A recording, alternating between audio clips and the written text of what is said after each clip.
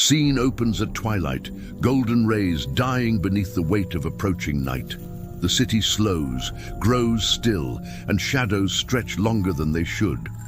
There is a moment each evening when light forgets its place, and the shadows begin to remember theirs. Layla had never feared the dark. She walked through it as one might walk through a silent memory, aware but unshaken. But that night, something was different. The streets, though familiar, felt off. Street lamps flickered with indecision. The wind rustled the trees, yet the leaves did not move. Time pulsed in strange rhythms, like a heart out of sync. She noticed first, not with her eyes, but her bones, a coldness where there should have been warmth, a delay where there should have been reflection. Her shadow, usually silent, obedient, no longer moved in tandem. It paused when she walked.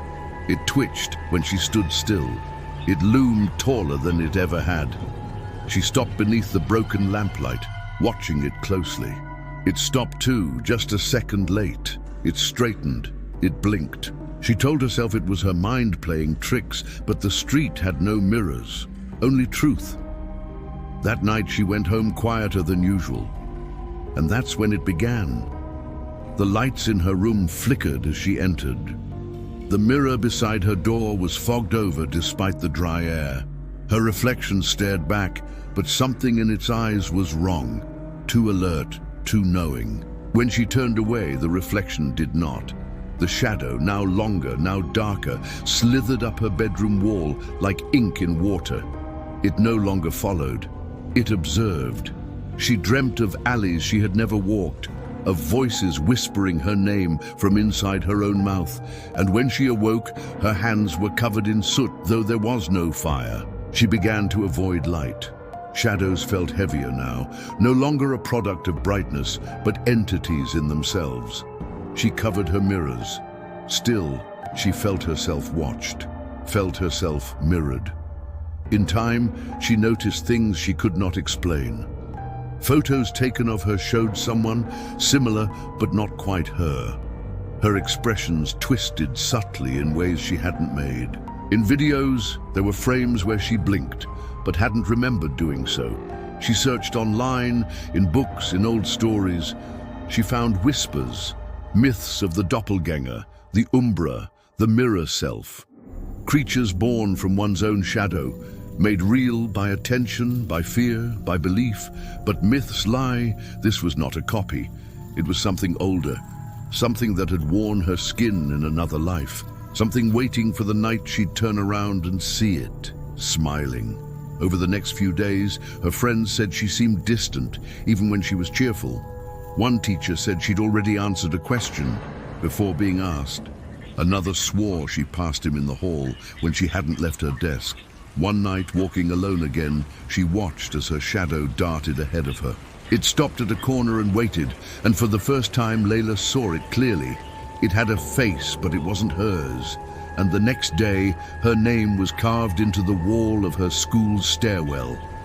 But in handwriting, not her own. She began to feel drained, as though every step the shadow took made her slightly less real. Her memories blurred, her thoughts echoed. Sometimes she heard herself speaking before she opened her mouth. Sometimes she felt herself watching from a distance, through her own eyes. Her room changed. Shadows pooled unnaturally in corners. The air turned dense. At night she heard footsteps in sync with hers, but slightly behind. She began recording her days, desperate to stay grounded. But the recordings often captured a second voice, one mimicking her, slightly distorted, sometimes speaking when she did not. She contacted a folklore expert. He told her only this: if the shadow wants to become you, it already has. That night, the mirror cracked, not from impact, but from silence. And through it, she saw a room not quite hers, a bed not quite hers, a girl, almost her. The line between them thinned, and as the full moon cast its pale glow through her window, Layla turned to see her shadow, standing, no longer a silhouette, no longer bound to her feet, but smiling and breathing. And then it spoke. Its voice sounded like hers, but older, strained by time, cracked by pain. It whispered, "I've waited so long." She froze, not from fear, but from familiarity. Deep inside, something in her recognized the presence, as if it had always been with her, lurking at the edge of her consciousness. The shadow stepped closer. It didn't walk. It slid, like oil across glass. Every step left behind a smear of darkness that didn't fade. She tried to move, to speak, to scream, but her voice had left her. The figure leaned in, face inches from hers, eyes hollow, a mouth that did not move but still spoke. "You're not real anymore, Layla. I am." The room collapsed into silence. When she woke, she was outside. The stars above were wrong, arranged in constellations she didn't know.